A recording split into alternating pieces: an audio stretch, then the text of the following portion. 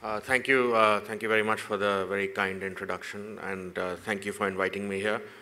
Over the last 4 or 5 months, I've been to several events like this on digital payments and on financial inclusion, and that's a good thing. I mean, I'm glad and delighted that the various stakeholders, whether it's the government, whether it's the private sector,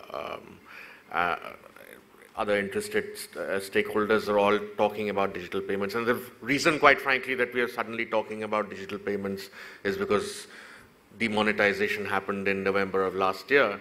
And that, in a way, was a very powerful catalyst to think about alternate modes of payment in an economy which has traditionally been driven by cash. I mean, much more than other economies, India's economy is driven by, or at least was driven by cash.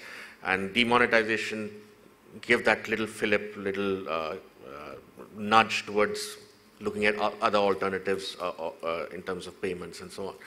But the fact is that, I mean, demonetization was a catalyst, but there has to be a foundation underneath that. Because if we had done demonetization 5 or 6 years ago, I mean, this is just a thought experiment, perhaps we wouldn't have got the same push towards digital payments and the kind of financial inclusion we're talking about now. And I believe there are four things which have fundamentally changed over the last 5 or 6 years, which have laid the foundation for a vibrant digital payments ecosystem. The first, of course, is very well known, and I'm sure you'll hear about it, is Aadhaar. So, I mean, we think about it. I mean, in 2009, Aadhaar was just about set up. Till about 2012, we didn't even know how far it would go. There were various obstacles.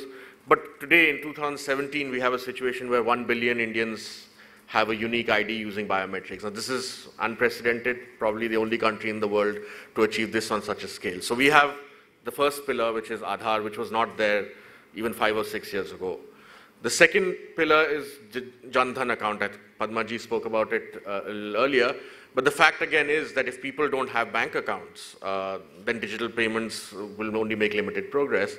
But because of the aggressive Jan Dhan Yojana scheme, which was started after Prime Minister Modi came to power, we now have a situation in 2017 when 98% of households have access to at least one bank account. This is independent data by an organization called Price, which has verified that 98% of households have. So not every individual has access to a bank account, but 98% of households have. And that's a significant achievement, and hopefully we'll very quickly reach a stage where 100% coverage is there for households and banks. So we've got Aadhaar and Jan Dhan, which have been initiatives from the government side.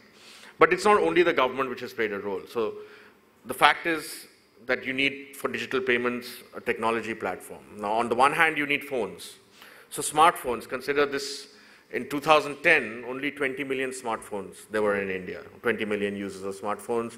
Today, it's about 220 million. And by 2020, we expect that to be 700 million. The cost and the competition in the space is growing. The cost is falling, the competition is growing. So you have a situation where a huge majority of Indians will own a smartphone. I mean, and don't think just Apple here or Samsung. There are a whole variety of smartphones which are much cheaper as well.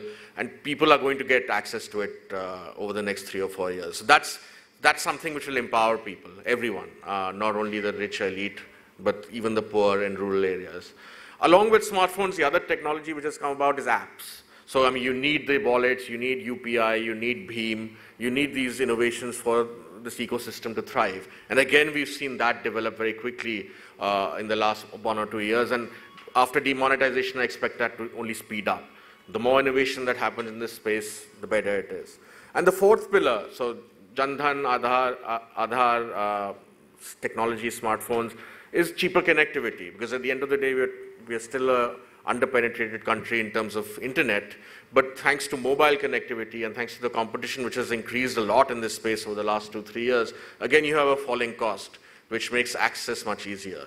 So you have this unique moment where demonetization happened and forced Indians of all hue and of all occupations to think about digital payments, and at the same time you had this foundation which was ready to to service that. So what you saw after November 8th was a huge spike in digital transactions.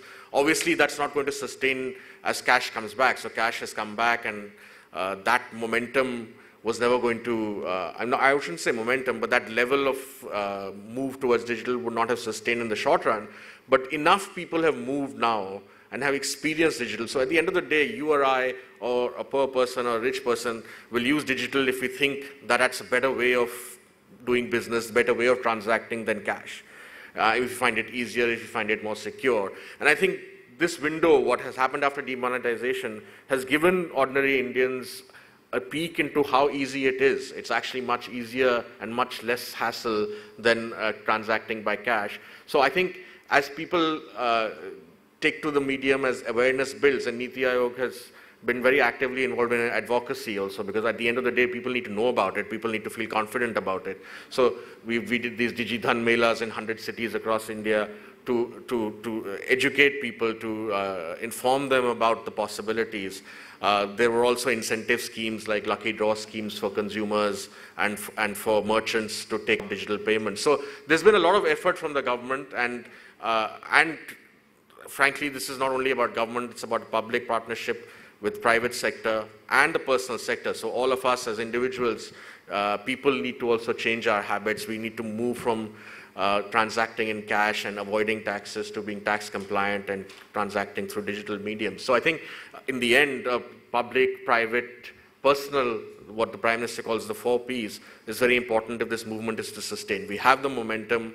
Don't believe the cynicism that, the digital payments rose only because of demonetization and now they are back to where they were before. They're not back to where they were before. They may not be at the peak at which they were immediately after demonetization, but these transformations take time. It's not going to happen overnight.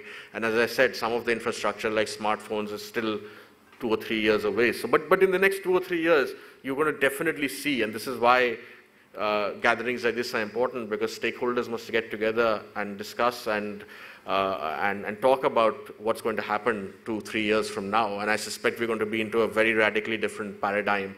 I mean, the die is clearly cast. Between demonetization and the infrastructure we have the die is cast for demonetization. It's also very important. I mean, it's tempting in gatherings like this to just look at this space in isolation. But from where I sit, you also look at this in a broader economic perspective and the kinds of gains a movement towards digital banking will have for the economy as a whole. And I mean, it will eventually lead to a much more tax-compliant society, which will give government more resources to spend on India's poorest citizens and to spend on inclusion and education, health, and so on.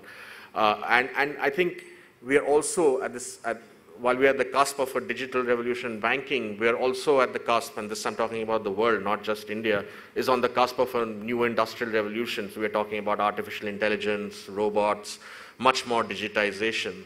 And I think here's an opportunity for India, because we've tended in the past to be close to the world.